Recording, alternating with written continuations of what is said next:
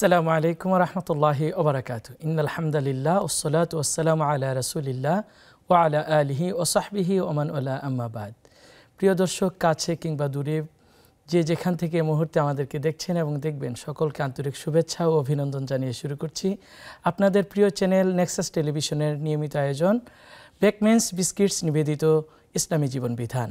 আজকে আমরা মানব জীবনের একটি গুরুত্বপূর্ণ পাঠ হচ্ছে যৌবন সময়টা। এই সময়ের যারা আবির্ভূত হয়েছেন, আমরা যুব সমাজের অবক্ষয় ও প্রতিকার নিয়ে কথা বলবো।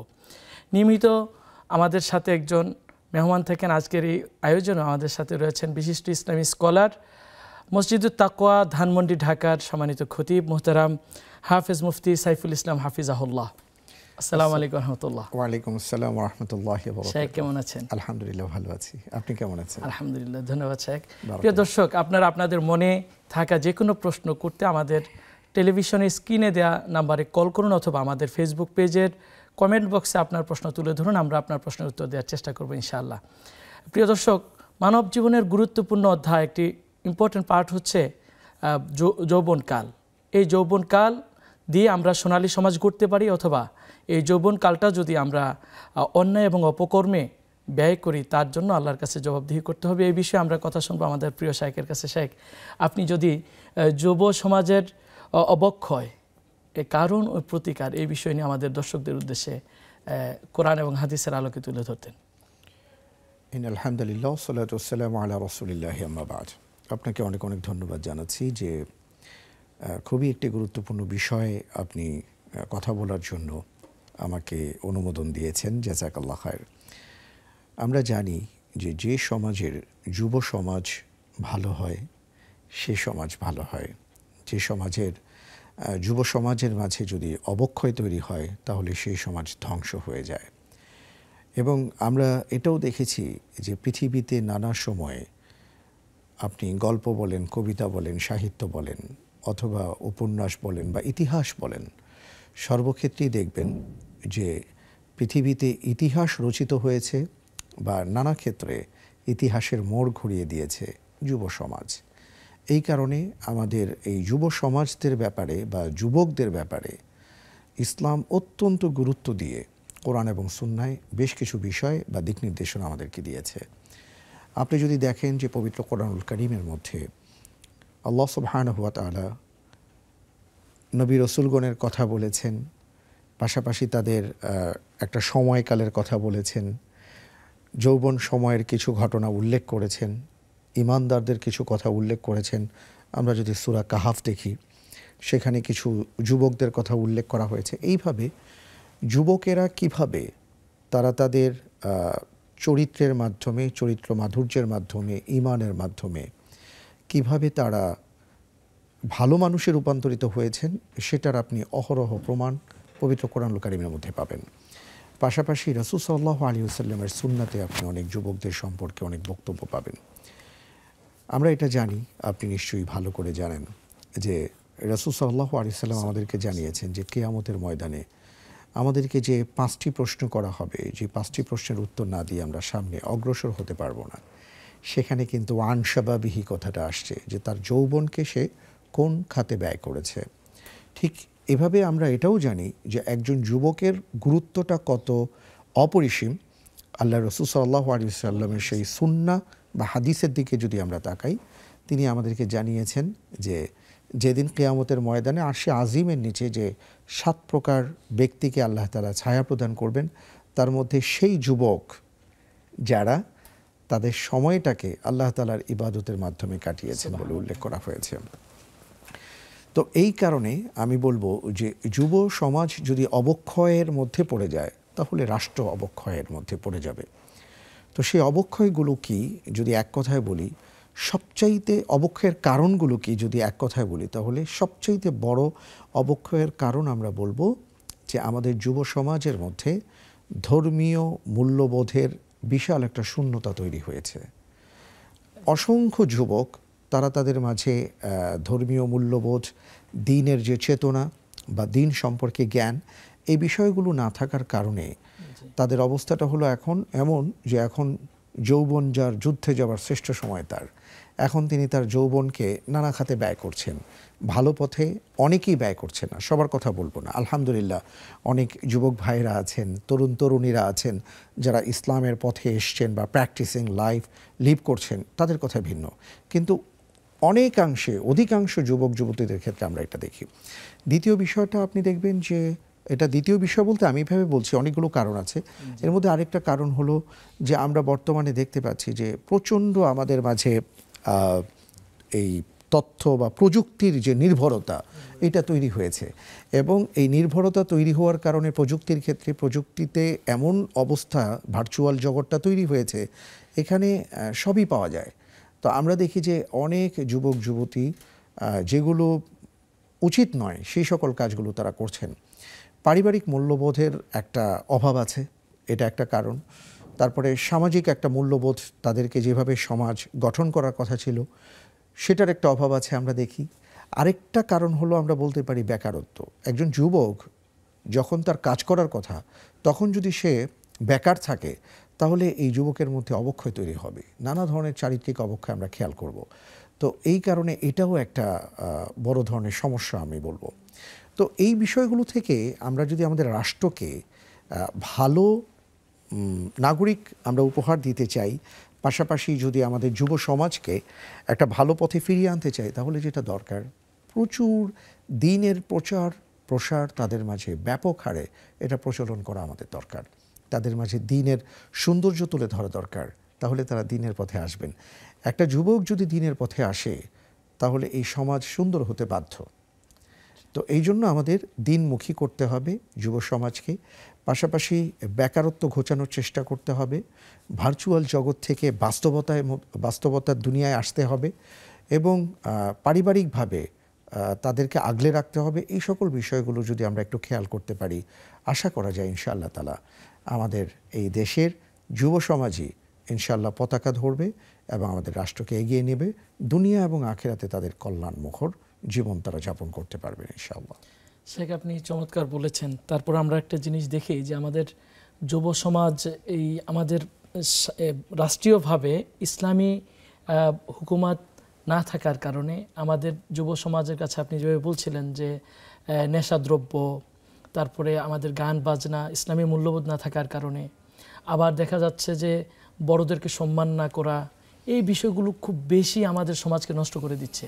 পারিবারিক মূল্যবোধের অভাবেই কিছুটা হচ্ছে, যেটা বড়দেরকে সম্মান না করা বা অ্যাগ্রেসিভ হয়ে যাওয়া, অল্পতে রেগে যাওয়া, সন্ত্রাসী কার্যকলাপ চালানো, এই বিষয়গুলো পারিবারিক মূল্যবোধের পাশাপাশি যদি আমাদের সামাজিক মূল্যবোধ আমরা প্রতিষ্ঠা করতে পারি রাষ্ট্রীয়ভাবে, সামাজিকভাবে, তাহলে হয়তো আমাদের যুব সমাজকে আমরা ফিরিয়ে আনতে পারবো। আল্লাহ রাসূল সাল্লাল্লাহু আলাইহি ওয়াসাল্লাম এভাবে বলেছিলেন, ইকতানিম খামসা ক্বাবলা খামসিন, 5টি বিষয়ের পূর্বে 5টি বিষয়কে গুরুত্ব দিতে হবে। 5টি মুহূর্তে আসার পূর্বেই 5টি গুরুত্বপূর্ণ মুহূর্তকে গুরুত্ব দেওয়ার কথা বলেছেন। এর মধ্যে একটা হচ্ছে যৌবনকাল, স্বাভাবিক হারামিক। তো এই যে যৌবনকালটা, আমরা আসলে কি করে আমাদের যুবকরা তাদের এই যৌবনকালটা অতিবাহিত করলে আমাদের যুবকরা একটি আদর্শ যুব সমাজে পরিণত হতে পারে, এই বিষয়ে যদি কিছু টিপস যুবকদের উদ্দেশ্যে বলতেন। অনেক অনেক ধন্যবাদ। আমি আমাদের যুবক ভাইদের প্রতি, বিশেষ করে যুবকদের প্রতি, ভাই এবং বোনদের প্রতি, পাশাপাশি আমি আমার নিজেকে যেটা নাসিহা করি, একটা হাদিস আমাকে দারুণভাবে নাড়া দেয়, এবং এই হাদিসটা আমি সবসময় বলি যে এটা যদি সম্ভব হতো তাহলে আমাদের প্রত্যেকের সামনে এটা লিখে রাখতে পারলে ভালো হতো। আনতা আবুদাল্লাহ কাআন্নাকা তারা ফাইন লাম তাকুন তারা ফাইন্নাহু ইয়ারাক। আপনি যতগুলো কথা বলেছেন, আমাদের সমাজে যতগুলো সমস্যা আছে, আমাদের সমাজের আমরা যা কিছু দেখতে পাচ্ছি, যেটা নিয়ে আমরা আফসোস করি, দুঃখ পাই, বেদনাহত হই, বা যুবকদের ব্যাপারে আমাদের বা মানুষের ব্যাপারে আমাদের কষ্ট ভেতরে জেগে উঠে যে কেন এটা হচ্ছে, এই সকল প্রশ্নের উত্তর যে ওই যুবকের সামনে, ওই মানুষের সামনে এই একটা লাইন যদি থাকতো, উনি যদি সেটাকে আত্মস্থ করতে পারতেন। এই জায়গাটা খুবই গুরুত্বপূর্ণ, আমরা আমাদের যুবকদের সামনে তুলে ধরবো, তবে একটি ফোন কলের পর। আসসালামু আলাইকুম রহমতুল্লাহ। প্রিয় দর্শক, কে আছেন? আসসালামু আলাইকুম রহমতুল্লাহ বারাকাতুহু। ওয়ালাইকুম আসসালাম ওয়া রাহমাতুল্লাহ। জি বোন, প্রশ্ন করুন।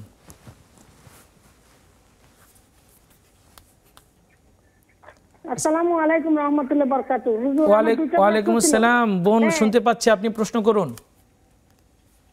হ্যালো, আমি আমি বলতেছি আসসালামু আলাইকুম। ওয়ালাইকুম আসসালাম ওয়া রাহমাতুল্লাহ। আমি শুনতে পাচ্ছি, আপনি টেলিভিশনের ভলিউমটা কমিয়ে প্রশ্ন করুন। আমার দুইটা প্রশ্ন ছিল। একটা প্রশ্ন, নামাজে আমি সাজদায় যখন আমি রুকুতে যাই বা সাজদাতে যাই তখন আল্লাহ আকবার বলতে ভুলে যাই অনেক সময়।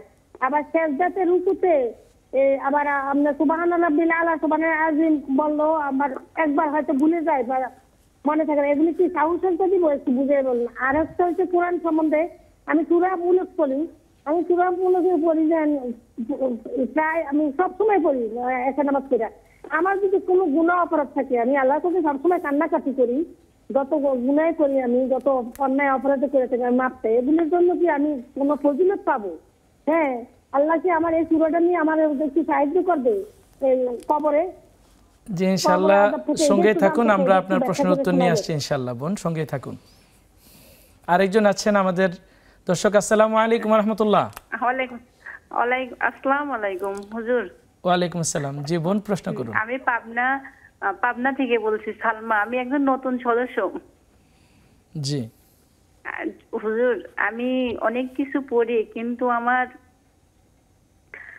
মনে হয় যে এগুলি কিভাবে পড়বো। মানে আমি অনেক দিন ধরে অনেক কিছু পড়ি, ধরেন সূরা আর রহমান, ইয়াসিন। জি, আপনি কি পড়েন সেটা বোঝা যাচ্ছে না। মানে আপনি নিয়মিত কি পড়েন অনেক দিন ধরে? সূরা ইয়াসিন আর রহমান। জি হ্যালো, জি বলেন শুনছি। এবং সূরা ইয়াসিন আর রহমান অনেক কিছু আমল করি, জি, কিন্তু এইগুলি আমি কিভাবে বুঝবো যে হুজুর এইগুলি আমার কি আল্লাহর দরবারে কবুল হচ্ছে কিনা? আমার মনের মধ্যে কেন একটা দ্বিধা লাগে, কিভাবে পড়লে এটা আমার হবে, মানে মনের দিক দিয়ে আমি শান্তি এবং স্বস্তি পাবো। জি ইনশাআল্লাহ বোন, সঙ্গে থাকুন, আমরা আপনার প্রশ্নের উত্তর দেওয়ার চেষ্টা করবো ইনশাআল্লাহ। জি শেখ, আপনি বলছিলেন যে গুরুত্বপূর্ণ একটি পয়েন্ট আমাদের। আমি যেটা বলেছিলাম যে একটা গুরুত্বপূর্ণ লাইন, এটা যদি আমরা সবাই আত্মস্থ করতে পারতাম, অনুধাবন করতে পারতাম, তাহলে আমাদের জীবনটা হয়তো অন্যরকম হতো। যারা আমরা নিজেদেরকে ইমানদার দাবি করি, সেটা হলো রাসূল সাল্লাল্লাহু আলাইহি ওয়াসাল্লাম বলেছেন যে আনতা আবুদাল্লাহা কাআন্নাকা তারা ফাইল্লাম তাকুন তারা ফাইন্নাহু ইয়ারাক। এমনভাবে আল্লাহ তাআলার গোলামি করো যেন তুমি আল্লাহ তাআলাকে দেখতে পাচ্ছ। আল্লাহ তাআলাকে দেখতে পাচ্ছ, যদি এই বিশ্বাস তোমার নাও থাকে, আল্লাহ রাব্বুল আলামিন অবশ্যই তোমাকে দেখছেন, এই বিশ্বাসটা রাখো। আজকে আমরা আসলে এটা ভুলে গিয়েছি বিধায় আজকে আপনি এত অন্যায় অনাচার আমরা আমাদের সমাজে দেখি। কারণ ওই প্রত্যেকটা মানুষ যখন অন্যায় করে, অনাচার করে, অবিচার করে, অপরাধ করে, তখন আসলে তার ভেতরে এটা খেয়াল থাকে না বা সে এটা বিশ্বাস করতে চায় না যে আল্লাহ তাআলা দেখছেন। যদি এই বিশ্বাসটা আমরা লালন করতে পারতাম, তাহলে অনেক অপরাধ থেকে বেঁচে থাকতে পারতাম। তো যুবকদের ক্ষেত্রে আমি একটা টিপসের কথা বলবো, কারণ তাদের সামনে দুনিয়াটা এমনভাবে উপস্থাপন করা হয়েছে, তারা চাইলে যা খুশি তাই করতে পারে। এই যা খুশি তাই করা থেকে বেঁচে থাকার জন্য এই লাইনটা যদি তারা মাথায় রাখতে পারেন, তাহলে অনেক ক্ষেত্রেই তারা ইনশাআল্লাহ নিজেদেরকে বাঁচিয়ে রাখতে পারবেন বলে বিশ্বাস করি। জাযাকুমুল্লাহ খায়ের। শেখ, আবারও ফিরে আসছি। প্রিয় দর্শক, সময় হয়েছে ছোট্ট একটি বিরতিতে যাওয়ার। বিরতির পর আবারও আমরা গুরুত্বপূর্ণ আলোচনা এবং আপনাদের প্রশ্নোত্তর নিয়ে আবারও ফিরবো ইনশাআল্লাহ। ততক্ষণ আমাদের সঙ্গেই থাকুন।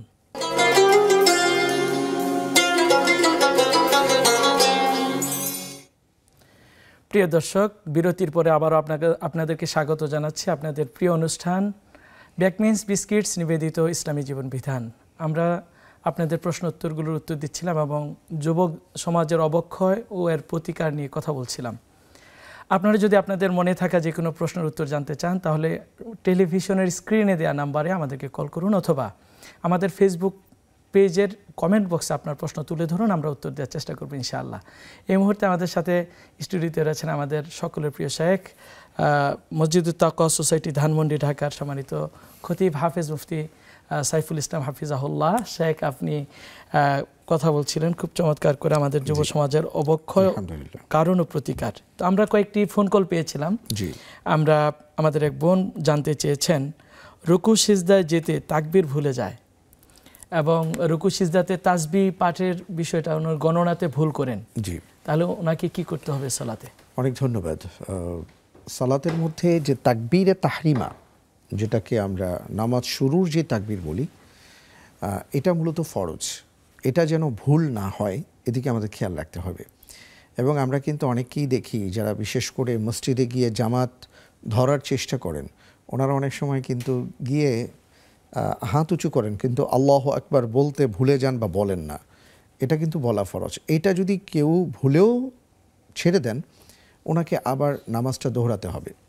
আর বাকি ভেতরের যেই তাকবীরগুলো আছে, এটা যদি ভুল হয়ে যায়, এটা সুন্নাহ বলে প্রমাণিত। তো এই কারণে ওনার নামাজ নষ্ট হবে না ইনশাল্লাহ। এটার জন্য ওনাকে সিজদায়ে সাহু দিতে হবে না। আর পাশাপাশি যদি ওনার রুকু সিজদায়ে তাসবিহ উনি ভুল করেন, তাহলেও ওনাকে সিজদায়ে সাহু দিতে হবে না।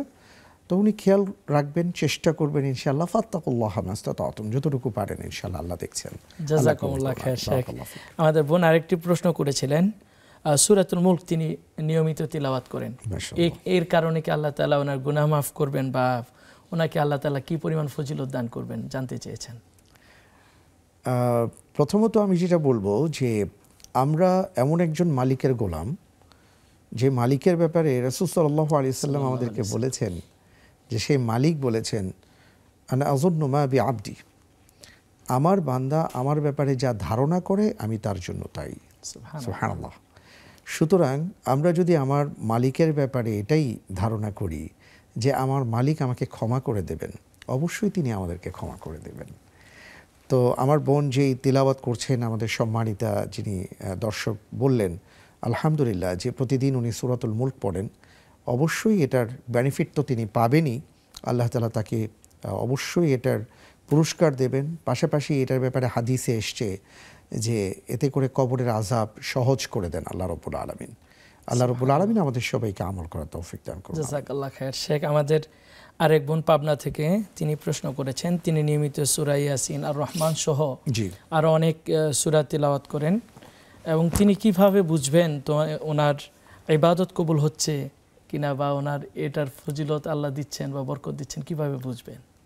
এটা আমি যদি বলি সহজভাবে, আমরা বলতে পারি যে আমরা যখন অসুস্থ হয়ে ডাক্তারের কাছে যাই এবং ডাক্তার যখন আমাদের চিকিৎসা সেবা প্রদান করেন, বিভিন্ন মেডিসিন দিয়ে থাকেন, এবং সেটা যখন আমরা ব্যবহার করি, তো আমরা এখানে একটা প্রশ্নের উত্তর পেতে পারি যে আমি কিভাবে বুঝবো যে আমি সুস্থ হচ্ছি। তার মানে হলো যে আমি যদি সঠিক উপায়ে সঠিক মাত্রায় ওষুধটা ব্যবহার করি এবং একটা পর্যায়ে দেখব যে ওষুধ আমার ভেতরে কাজ করতে শুরু করেছে, ঠিক এমনি করে আমাদের যে সকল আমলগুলো আছে, ঠিক যেইভাবে আল্লাহর রাসূল সাল্লাল্লাহু আলাইহি ওয়াসাল্লাম আমাদেরকে আমলগুলো করতে বলেছেন, আমরা যদি ঠিক সেইভাবে আমল করি এবং এর মাধ্যমে যদি আমার ভেতরে পরিবর্তন আসে, মানসিক পরিবর্তনের কথা বলছি, যদি মানসিক পরিবর্তন আসে, আমি যদি আগের মানুষ থেকে নতুন মানুষে রূপান্তরিত হই, আমার আচরণের মধ্যে যদি পার্থক্য তৈরি হয়, ইবাদতের ক্ষেত্রে যদি আমার স্বাদ আসে, আমি যদি মিথ্যা ছাড়তে পারি, আমি যদি অন্যায় ছেড়ে দিতে পারি, তাহলে বুঝবো আমার সেই ইবাদত কাজে আসছে এবং আলহামদুলিল্লাহ কবুল হচ্ছে। জাযাকাল্লাহ খায়ের শেখ। আমাদের এক বোন ফেসবুক পেজের কমেন্ট বক্সে তিনি প্রশ্ন করেছেন, ওনার হাজবেন্ডের বাড়ি হচ্ছে ঢাকা আর ওনার নিজের বাবার বাড়ি হচ্ছে চট্টগ্রাম। এর মধ্যে তিনি যাতায়াত করলে অথবা যাতায়াত করে যদি স্বামীর বাড়ি থেকে বাবার বাড়িতে যান, কোন জায়গায় কসর সালাত আদায় করবেন? উনি থাকেন কোথায় এটা কি বলেছেন এখানে? ওনার যেহেতু আমরা ধরে নিচ্ছি যে তিনি হয়তো ঢাকায় উনি বেড়াতে আসেন, ধরে নিলাম যে স্বামীর বাড়িতে উনি বেড়াতে আসেন। যদি এমন হয় যে শ্বশুর বাড়ি এখানে কেউ থাকে, ওনারা থাকেন না, মাঝে মাঝে আসেন, তাহলে উনি এখানে কসর করবেন।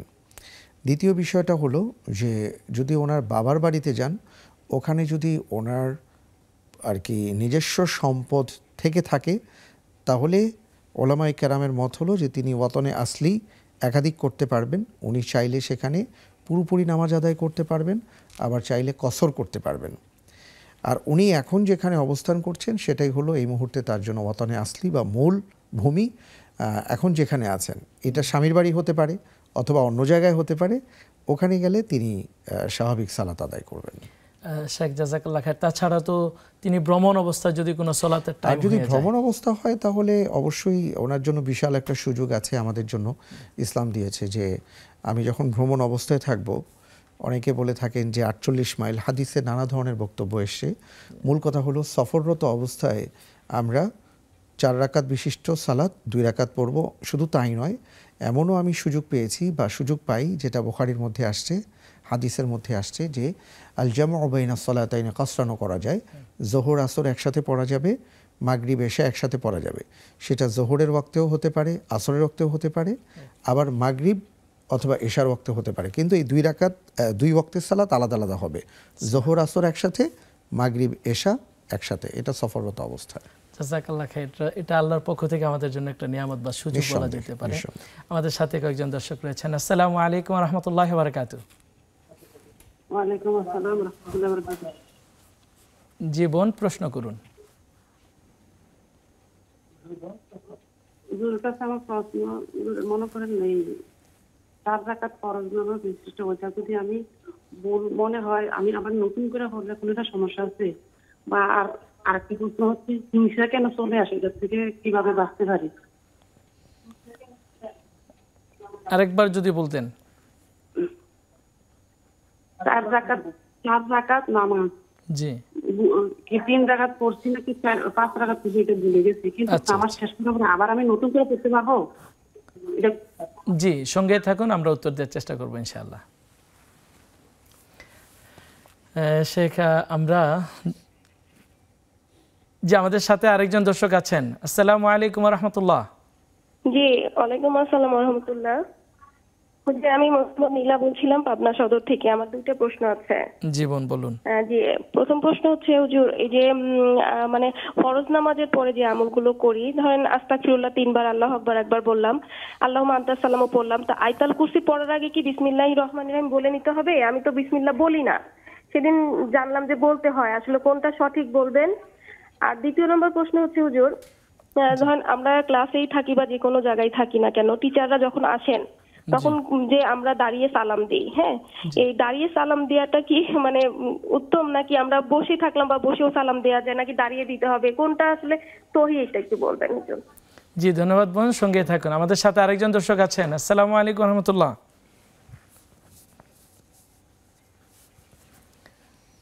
আসসালামু আলাইকুম ওয়া রাহমাতুল্লাহ। দর্শক, আপনি আমাদেরকে শুনতে পাচ্ছেন? জি শেখ, আমরা শুনছিলাম, আমাদের দর্শক লাইন কেটে গেছে। আমরা আপনার কাছে চমৎকারভাবে শুনছিলাম আমাদের যুব সমাজের অবক্ষয়, এই বিষয়গুলো নিয়ে। তো আমরা যুব সমাজের অবক্ষয়ের আগে যে দুটা ফোন কল আসছে, মাসনুন দোয়া, আমাদের বোন মাসনুন দোয়া পড়েন। তবে এই ক্ষেত্রে আয়াতুল কুরসি পড়ার সময় তিনি কি বিসমিল্লাহ বলবেন নাকি না বললেও চলবে, এই বিষয়টা জানতে চেয়েছেন। অনেক ধন্যবাদ। আমাদের বোন যেটা বলেছেন যে তিনি আয়াতুল কুরসি পড়ার সময় তিনি বিসমিল্লাহ বলেন না। কোরআনুল কারীমের আয়াত এসছে, ওয়াইদা করি আল কোরআন ওয়াইদা করাতাল কোরআন ফাস্তাঈদ বিল্লাহি মিনাশ শাইতানির রাজিম। যখন আপনি কোরআন পড়বেন তখন আল্লাহ রাব্বুল আলামিনের কাছে আশ্রয় প্রার্থনা করুন শয়তান থেকে রক্ষা পেতে। তো এই জন্য নিয়ম হচ্ছে যে আমরা যদি কোরআনে কারীমের কোনো অংশ থেকে তিলাওয়াত শুরু করি তাহলে আউযু বিল্লাহি মিনাশ শাইতানির রাজিম পড়ে নেয়া। আর যদি কোনো সূরার শুরুতে পড়ি তাহলে আউযু বিল্লাহ, বিসমিল্লাহ দুটো আমরা পড়ে নেব। তা আমি আমার বোনকে বলবো আয়াতুল কুরসি পড়ার আগে আপনি আউযু বিল্লাহ পড়ে নেবেন। জাযাকাল্লাহ খায়ের শেখ। আমরা বাকি প্রশ্নের উত্তরগুলো শুনবো, তবে একটা বিরতির পর। প্রিয় দর্শক, সময় হয়েছে ছোট্ট একটি বিরতিতে যাওয়ার। বিরতির পর আবারও ফিরে আসছি, ততক্ষণ আমাদের সঙ্গেই থাকুন।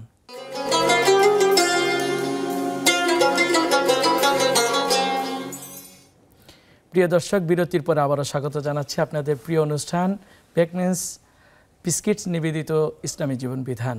আমরা আপনাদের প্রশ্নগুলোর উত্তর দিচ্ছিলাম এবং আলোচনা শুনছিলাম যুব সমাজের অবক্ষয়, কারণ ও প্রতিকার, এই বিষয়ে আলোচনা শুনছিলাম।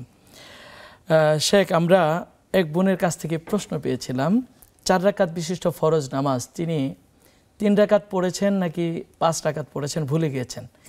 এখন কি তিনি আবার পুনরায় পড়বেন নাকি এটার পড়ার বিধানটা কি বা নিয়মটা কি? এটার বিধানটা হচ্ছে, এটা হতেই পারে, এটা খুবই স্বাভাবিক কথা। তো উনি যেটা করবেন যে যদি এটা নিয়মিত হয়, অনেক সময় কারো এটা এক ধরনের সমস্যা হতে পারে, যে যদি এমন সমস্যা হয় যে প্রায় ওনার হয়, তাহলে উনি সহজসেজদাও দেবেন না, ওনার মনকে জিজ্ঞেস করবেন যে আসলে উনি কয় রাকাত পড়েছেন, ওটা পড়ে তিনি নামাজ শেষ করবেন।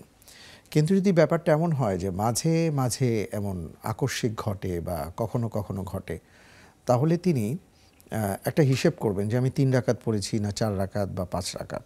তিনি যে হিসাব মনে মনে কষবেন সেই অনুপাতেই তিনি নামাজ শেষ করবেন এবং শেষ রাকাতে তিনি সহসেজদা দেবেন। তো এইভাবে তিনি সালাত আদায় করলে ইনশাআল্লাহ তার সালাত হয়ে যাবে। জাযাকুমুল্লাহ খায়ের। আমরা আরেকটা প্রশ্ন পেয়েছিলাম। আমাদের এক বোন বলেছেন তিনি যখন ক্লাসে থাকেন তখন যখন উস্তাদ আসে বা টিচার আসে তখন অনেকে আমরা দাঁড়িয়ে সালাম করি, সালাম দেই, অথবা এখন ওনার প্রশ্ন হচ্ছে দাঁড়িয়েই দিতে হবে নাকি বসে সালাম দিলেও হবে, ভদ্রতা বা ইসলামিক রীতি নিয়ম কোনটা? এই প্রশ্নের মধ্যে কয়েকটা ব্যাপার আছে, এটা আমি যদি একটু বলি। একটা হলো যে আমাদের দেশে যেটাকে কৃষ্টি বা কালচার বলি, এটা একটা জিনিস আছে। কালচারাল কোনো ব্যাপারকে ইসলাম ততক্ষণ পর্যন্ত না করে না যতক্ষণ পর্যন্ত সেটা ইসলামের সাথে সাংঘর্ষিক অথবা অন্য কোনো ধর্মের সাথে মিলে না যায়, মিশে না যায়, ততক্ষণ পর্যন্ত আপনি আপনার কালচারটা পালন করতে পারবেন।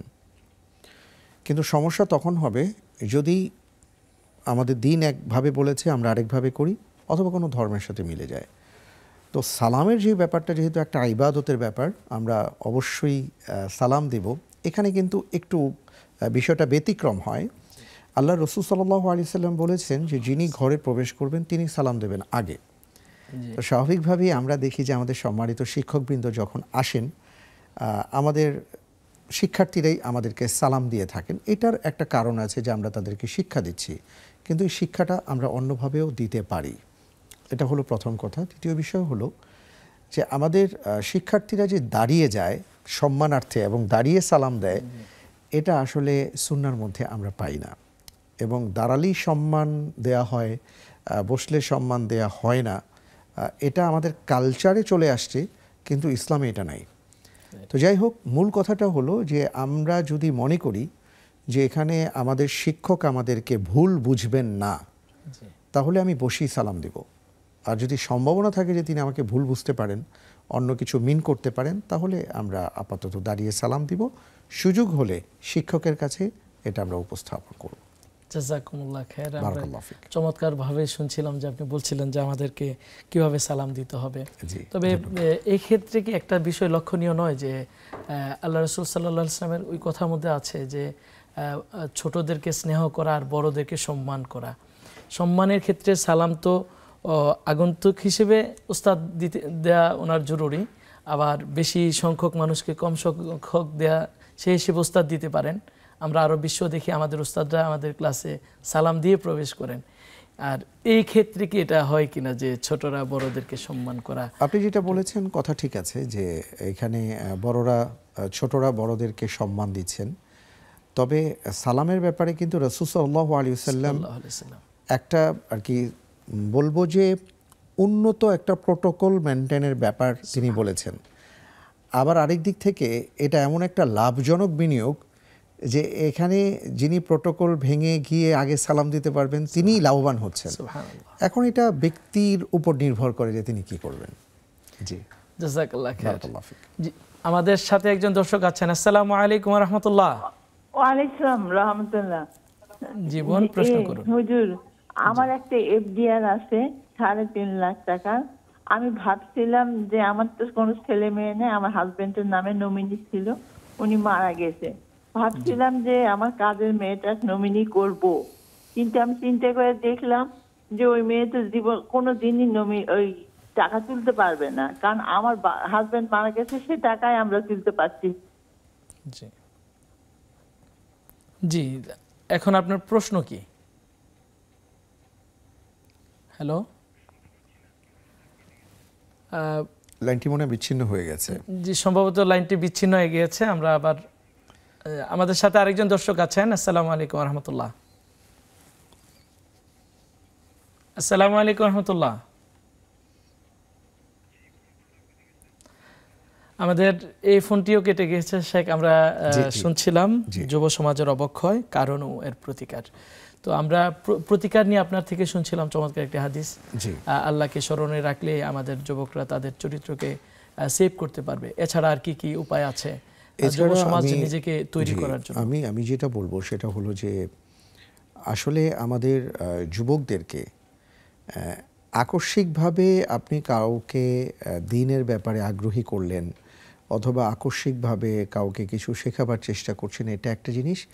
আরেকটা হলো যে একজন মানুষ তিনি ধীরে ধীরে ধীরে ধীরে শিখতে শিখতে শিখতে শিখতে বড় হলেন, এটা আরেকটা বিষয়। তো আমাদের আসলে যুবশ্রেণী নিয়ে আমরা কথা বলছি, কিন্তু আমাদের চিন্তাটা রাখতে হবে একেবারে ছোটবেলা থেকে। যদি আপনি ছোট্টবেলা থেকে একটা শিশুকে সুন্দর করে তাকে নীতি, নৈতিকতা, দিন ইত্যাদি শিক্ষা দেন এবং এটার উপর ভিত্তি করে সে যখন আস্তে আস্তে বড় হতে থাকে, তখন তার জীবন চরিত্র একরকম হয়। আর আকস্মিকভাবে যখন আপনি কাউকে বলবেন, এটা নিয়ে আপনি তাকে আহ্বান জানাতে পারেন, তিনি আসতেও পারেন, আবার নাও আসতে পারেন, অনেকগুলো ব্যাপার থাকে। যাই হোক, তো প্রথমত আমার কথা হলো যে আমরা যেন পারিবারিকভাবে বা সামাজিকভাবে ছোট্টবেলা থেকে আমাদের সন্তানদেরকে সেইভাবে লালন করি, এই চেষ্টাটা আমাদের হওয়া দরকার। দ্বিতীয় বিষয়টা হলো যে একটা যুব সমাজ কি কি কারণে তাদের অবক্ষয় ঘটে, এই বিষয়গুলো যেহেতু নির্ণীত, আমরা জানি, চিহ্নিত, এই বিষয়গুলোকে কিভাবে আমরা এটাকে উৎপাটন আর কি মূলোৎপাটন করতে পারি এবং এখান থেকে যুব সমাজ বের হওয়ার রাস্তাগুলো কি কি, ওই রাস্তাগুলো যদি তাদের জন্য সহজ করতে পারি। এক্সাম্পল স্বরূপ যদি আমরা বলি, যেমন মনে করুন আমাদের ভার্চুয়াল জগতের কথা আমি বলেছি, আমাদের সমাজে এমন অনেক ধরনের আইন আছে যে সকল আইনের মার পেছে একটা যুবকের জন্য ব্যভিচার করা যত সহজ, বিয়ে করা ততটাই কঠিন হয়ে দাঁড়িয়েছে। কিন্তু এটাকে আমাদের যদি ঘুরিয়ে দিতে পারি আমরা, তাহলে সমাজের বিশাল একটা অবক্ষয় থেকে সমাজ রক্ষা পাবে, আমরা রক্ষা পাবো, আমাদের যুবক এবং যুবতী সমাজ রক্ষা পাবে। কিন্তু এই বিষয়গুলোতে আমাদের খেয়াল করা দরকার।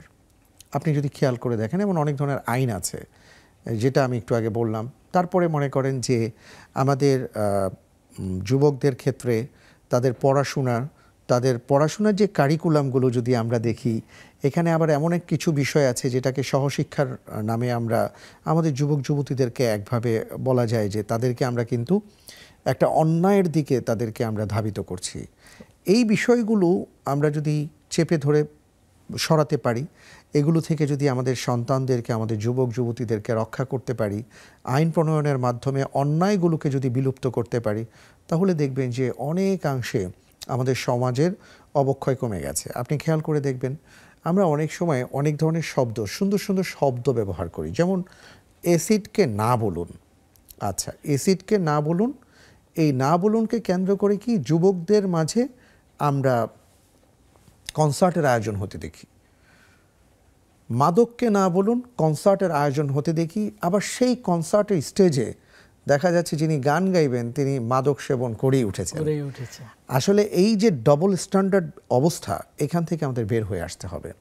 সত্যিকার অর্থে যেটা ভালো, সেই ভালোকে আমাদের প্যাট্রোনাইজ করতে হবে, সেই ভালোর পেছনে থাকতে হবে, আইন প্রণয়ন করতে হবে, বাস্তবায়ন করতে হবে, যেটা আল্লাহ তাআলা বলেছেন, আল্লাযীনা ইম্মাক্কান্নাহুম ফিল আরদি আকামুস সালাতা ওয়া আতাউয যাকাতা ওয়া আমারু বিল মা'রুফ ওয়া নাহাউ আনিল মুনকার। আর যত ধরনের অন্যায় আছে, অন্যায় হওয়ার পথ তৈরি করতে পারে, এই পথগুলো আমাদেরকে বন্ধ করতে হবে। জি শেখ, আমরা একটা ফোন কল নিব। আমাদের সাথে একজন দর্শক আছেন। আসসালামু আলাইকুম ওয়া রাহমাতুল্লাহি ওয়া বারাকাতুহু। ওয়ালাইকুম আসসালাম ওয়া রাহমাতুল্লাহি ওয়া বারাকাতুহু। জীবন প্রশ্ন করুন। প্রশ্ন আমার দুটি প্রশ্ন। প্রথম প্রশ্ন হলো, হুজুর সাইফুল হুজুর অনেকদিন পরে আসলেন, ওনাকে দেখে খুব ভালো লাগলো। ভালো আছেন হুজুর আপনারা? জি আলহামদুলিল্লাহ, ধন্যবাদ আপনাকেও। হুজুর প্রথম প্রশ্ন হলো, আমার চিকুনগুনিয়া হয়েছে আজকে 1 মাস 15 দিন, এখনো ভালো হয় না, হাত পা প্রচন্ড ব্যথা। কিন্তু আমি নামাজ পড়তে গেলে, আমি 5 ওয়াক্ত নামাজ পড়ি, নামাজ পড়তে গেলে অনেক সময় আমার পাটা একটু সরে যায়, হাতটা ভর দিতে গেলে অনেক ব্যথা হয়। ডাক্তার বলছে এটা অনেক দিন থাকবে, 2-3 মাস। এখন তো আমাদের এরকম বুলবুলি হয়, হাত ছেড়ে যায়, সেজা দিতে গেলে হাতটা একটু পাতলা পাততে পারি না, অনেক ব্যথা করে। এটা কি আমার নামাজ হয়? আর দ্বিতীয় প্রশ্ন, এই অনুষ্ঠানে 2 সপ্তাহ আগে হুজুর বললো যে সন্তান মারা যাবে, যেই মারা যাক 3 দিনের পরে নাকি তার কোনো কিছু মনে করা যায় না, তার শোক আদায় করা যায় না, তাকে নিয়ে কোনো কথা বলা যায় না, বললে নাকি গুনাহ হয়।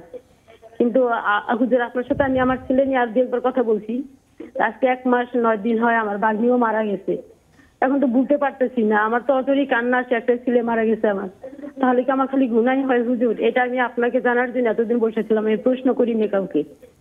জি ইনশাআল্লাহ বোন আমাদের সঙ্গে থাকুন, আমরা আপনার প্রশ্নের উত্তর আমার ভাগ্যের জন্য দোয়া করবেন। হুজুর আপনার কাছে। আসসালামু আলাইকুম। জি, ওয়ালাইকুম ধৈর্য আসসালাম ধরুন, ওয়া আমরা আপনার রাহমাতুল্লাহি প্রশ্ন উত্তর দেব। প্রিয় দর্শক, সময় হয়েছে ছোট্ট একটি বিরতিতে যাওয়ার। বিরতির পর আবারও প্রশ্ন উত্তর এবং গুরুত্বপূর্ণ আলোচনা নিয়ে আসছি, ততক্ষণ আমাদের সঙ্গেই থাকুন।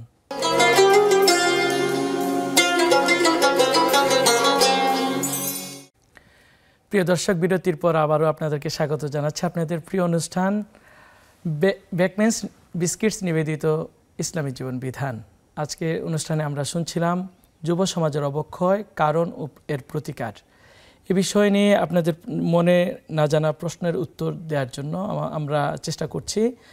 আমরা ইতিমধ্যে আপনাদের কাছ থেকে যে প্রশ্ন পেয়েছি, আমাদের প্রশ্নের উত্তর দিচ্ছেন আমাদের শেখ মোহতারাম শেখ। আমাদের এক বোন, তিনি প্রশ্ন করেছেন, অসুস্থতাজনিত কারণে নামাজে হাত পা নির্ধারিত জায়গা থেকে সরে যায়, এ পর্যায়ে ওনার করণীয় কি?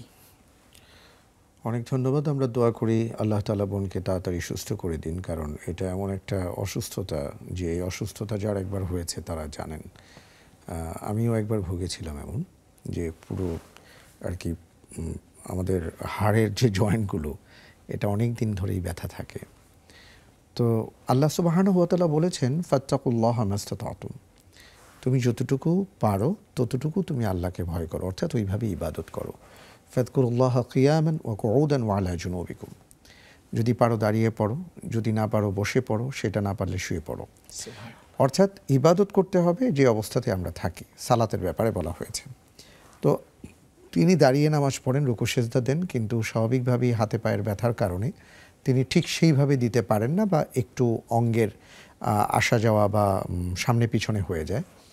এতে করে কোনো সমস্যা হবে না ইনশাআল্লাহ, তিনি পরিপূর্ণ সওয়াব পাবেন, আল্লাহ তাআলা দেখছেন। জাযাকাল্লাহ খায়ের। আমাদের বোন আরেকটি প্রশ্ন করেছেন, ওনার সন্তান মারা গিয়েছে, এখন সন্তানের জন্য কতদিন তিনি শোক পালন করতে পারেন, বা শোক পালনের পদ্ধতিটা কি? এখন ওনার সন্তানের কথা মনে পড়লে তিনি কান্না করেন, এতে কি ওনার গুনাহ হবে কিনা? প্রথম কথা হলো যে আসলে কি বলবো, যিনি সন্তান হারিয়েছেন তাকে আমরা যে ভাষাই বলি না কেন, সেই ভাষা পৃথিবীর কোনো ভাষা এটার জন্য যথেষ্ট না। কিন্তু আল্লাহ সুবহানাহু ওয়া তাআলা তার জন্য একটা কথা বলেছেন, আমি সেটাই বলি। আল্লাহ রাসূল সাল্লাল্লাহু আলাইহি ওয়াসাল্লাম বলেছেন, যখন কোনো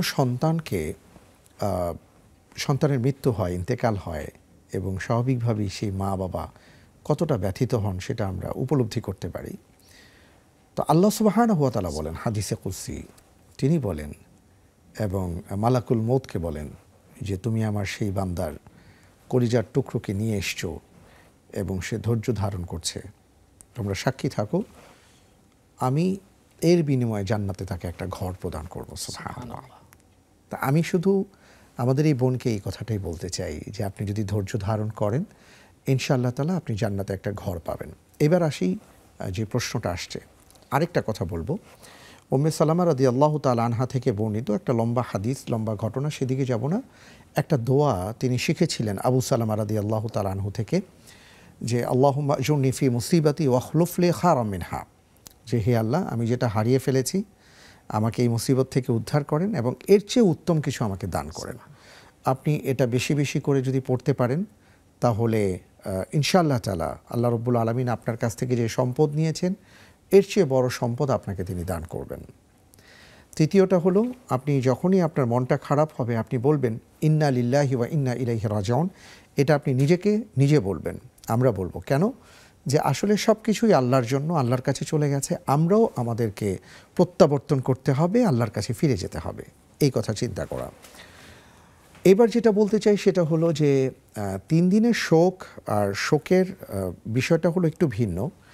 একটা হলো যে আমরা জানি যে 3 দিন শোক বলতে এখানে বোঝানো হয়েছে যে আপনি আপনার আহার বন্ধ, আপনার পানাহার বন্ধ, রাত দিন কান্নাকাটি করা হচ্ছে এবং আপনি আটপৌরে পোশাকে আছেন, এসব মিলে হলো শোক। এটা 3 দিনের বেশি করা যায় না। কিন্তু বাকি যেটা আপনি বলেছেন যে আপনার চোখ দিয়ে পানি আসছে, আপনার সন্তানের কথা মনে পড়ছে, এটা আসলে শোক না, এটা হলো বাস্তবতা। এবং এই ক্ষেত্রে রাসূল সাল্লাল্লাহু আলাইহি ওয়াসাল্লাম নিষেধ করেননি, বরং আপনার মনে পড়বে আপনি আল্লাহর কাছে দোয়া করবেন, মনে পড়বে আপনি আল্লাহর কাছে দোয়া করবেন, এতে আপনার কোনো নিষেধ নেই। শোক বলতে যেটা বোঝানো হয়েছে যে আপনি কোথাও বের হচ্ছেন না, আপনি আপনার সন্তানের কথা চিন্তা করে আপনি জামা কাপড় খুব আটপৌড়েভাবে থাকছেন, আপনার হয়তো কিছু গহনা ছিল সেগুলো খুলে রেখেছেন, আর কি অন্যরকম একটা জীবনে চলে যাওয়া, এটা করবেন না। এটা ছাড়া আপনার যখনই মনে হবে চোখ দিয়ে অশ্রু ঝরবে, এটা খুবই স্বাভাবিক। রাসূল সাল্লাল্লাহু আলাইহি ওয়াসাল্লাম ইব্রাহিমের ইন্তেকালের পরে ওনার চোখ দিয়ে যখন অশ্রু প্রবাহিত হচ্ছিল, সাহাবায়ে কেরাম জিজ্ঞেস করেছেন, ইয়া রাসূলুল্লাহ আপনি কাঁদছেন? তিনি বলেছেন, আমি মানুষ, আমার সন্তান চলে গেছে, কিন্তু আমি আল্লাহর উপর ধৈর্য ধারণ করে আছি। আপনি ধৈর্য ধারণ করবেন, কিন্তু ওই যে অনেক ধরনের আফসোস করা এবং আল্লাহ তাআলা কি করলেন, আর কারো হলো না আমার হলো ইত্যাদি, নাউজুবিল্লাহ, এই জাতীয় কোনো কথা বলবেন না। ধৈর্য ধারণ করেন, এটার উত্তম বিনিময়ে আল্লাহ তাআলা আপনাকে দুনিয়াতে দেবেন, আখিরাতে দেবেন ইনশাআল্লাহ। জাযাকাল্লাহ খান। আমাদের এক বোন ফেসবুক পেজের কমেন্ট বক্সে প্রশ্ন করেছেন, মরিয়ম স্মৃতি নামে বোন বলেছেন যে বাসায় যখন তিনি থাকেন নামাজের ওয়াক্ত হলেই কি নামাজ পড়ে ফেলবেন নাকি আজানের জন্য অপেক্ষা করবেন? অনেক ধন্যবাদ। মূলত নিয়মটা হলো যে যখন ওয়াক্ত হবে তখনই আসলে তিনি সালাত আদায় করবেন বা আমরা সালাত আদায় করব। আজানের উৎপত্তিটা হয়েছেই, ওয়াক্ত হয়েছে, এটা বোঝাবার জন্য আমাদের দেশে আমরা এটা আশা করি, দোয়া করি, আমরা চেষ্টাও করছি আল্লাহ যেন সহজ করেন, ওয়াক্ত হওয়ার সাথে সাথে যেন আজান হয়ে যায়। জামাত হতে পারে কম বেশি সময়ে, কিন্তু আজান হয়ে যাওয়া উচিত। কারণ ওয়াক্ত হয়েছে এটা জানানোর সুন্নাহ পদ্ধতি হলো আজান। এখন যদি ব্যাপারটা এমন হয় যে কোথাও ওয়াক্তের পরে আজান হয়েছে, অনেক পরে, কিন্তু ওয়াক্ত হওয়ার সাথে সাথে আপনি নামাজ পড়ে ফেলেছেন, কোনো সমস্যা নেই, আপনার নামাজ হয়ে গেছে। শেখ আমাদের সৈয়দ মিম নামে এক বোন ফেসবুক কমেন্টসে জানতে চেয়েছেন আতর ব্যবহারের সুন্নতি পদ্ধতি কি, ছেলে এবং মেয়েদের কি আলাদা আলাদা কোনো পদ্ধতি আছে কিনা? মূল বিষয় হ্যাঁ, একটু তো ভিন্নতা আছে। সেটা হলো প্রথমত রাসূল সাল্লাল্লাহু আলাইহি ওয়াসাল্লাম বলেছেন আল-লাউনু লিন-নিসা ওয়ার-রিহু লির-রিজাল, যে পুরুষের জন্য হলো সুঘ্রাণ আর মেয়েদের জন্য হলো রং। তো একজন নারী তিনি পারফিউম ইউজ করবেন বা তিনি আতর ইউজ করবেন, কিন্তু সেটা ওই ধরনের আতর পারফিউম হবে যেটা কেবল তাকেই সুশোভিত করবে, এটা বাইরে যাবে না, ঘ্রাণটা বাইরে যাবে না। আর উনি যদি ওনার ঘরে অবস্থান করেন সেটা ভিন্ন বিষয়, তখন তিনি এটা ইউজ করতে পারবেন, ওনার স্বামীর জন্য ব্যবহার করতে পারবেন, এতে কোনো নিষেধাজ্ঞা নেই। কিন্তু বাইরে বের হলে ওনাকে খেয়াল রাখতে হবে যে ওনার পারফিউম বা উনি যেটাই ইউজ করছেন সেটার ঘ্রাণটা যেন বাইরে না যায়। এটা হলো নারীদের ক্ষেত্রে প্রযোজ্য। পুরুষদের বেলায় উনি অবশ্যই পারফিউম ব্যবহার করতে পারবেন, আতর ব্যবহার করবেন। এবং রাসূল সাল্লাল্লাহু আলাইহি ওয়াসাল্লামের আতর ব্যবহারে যেই আমরা শামায়েল দেখি সেটা হলো যে তিনি মাথার উপরে এভাবে আতর ছেড়ে দিতেন, তার সিথির মধ্যে আতর দিয়ে দিতেন এবং এটাকে এইভাবে দিতেন। তার মানে কি পরিমাণ আতর হতো। কোনো বর্ণনায় আসছে যে এইভাবে তিনি আতর নিয়েছেন, এইভাবে দিয়েছেন। তো ওনারা প্রচুর পরিমাণে আতর ব্যবহার করতেন। তো আমাদের ভাইয়েরা যারা আতর ইউজ করেন, অনেকে হয়তো জানেন না, অনেকে এইখানে নেন বা এইখানে নেন। আসলে নিয়ম হলো এইখানে আতরটা নিয়ে এইভাবে ঘষা দিতে হয়, দিয়ে তারপরে শরীরের মধ্যে যদি তিনি দেন, এটা তখন পুরো শরীরেই ঘ্রাণটা ছড়িয়ে পড়বে ইনশাআল্লাহ। জাযাকাল্লাহ খায়ের। আমরা দেখি অনেকে শুধুমাত্র পোশাকে পরেন, কিন্তু আমরা এহরামের ক্ষেত্রে দেখি যে যেটা বর্ণনা পাওয়া যায় যে এহরামের ড্রেস পরার আগে চাইলে শরীরের মধ্যেও সুগন্ধি বা আতর মাখা যেতে পারে। এটা আমরা অনেকেই জানি না, এই কারণে অনেকে ভয় করেন। সেটা হলো এহরামের কাপড় পরিধান করার আগে এবং নিয়ত করার আগে তিনি তার শরীরে আতর মেখে নিতে পারবেন। এরপরে তিনি এহরাম বাঁধবেন, আর নিয়ত করার পরে আর কোনো তিনি সুগন্ধি ইউজ করতে পারবেন। জাযাকাল্লাহ খায়ের। শেখ আমরা একদম শেষ প্রান্তে চলে এসেছি। প্রিয় দর্শক, দেখতে দেখতে আজকে সময়ের শেষ প্রান্তে চলে এসেছি। আগামী দিন একই সময়ে ভিন্ন কোনো বিষয়, ভিন্ন কোনো মেহমানদেরকে নিয়ে আবারও আপনাদের সামনে আসবো ইনশাআল্লাহ। ততক্ষণ আল্লাহ তাআলা সবাইকে ভালো রাখুন, সুস্থ রাখুন, এই প্রত্যাশায় আজকের মতো শেষ করছি। আসসালামু আলাইকুম ওয়া রাহমাতুল্লাহি ওয়া বারাকাতুহু।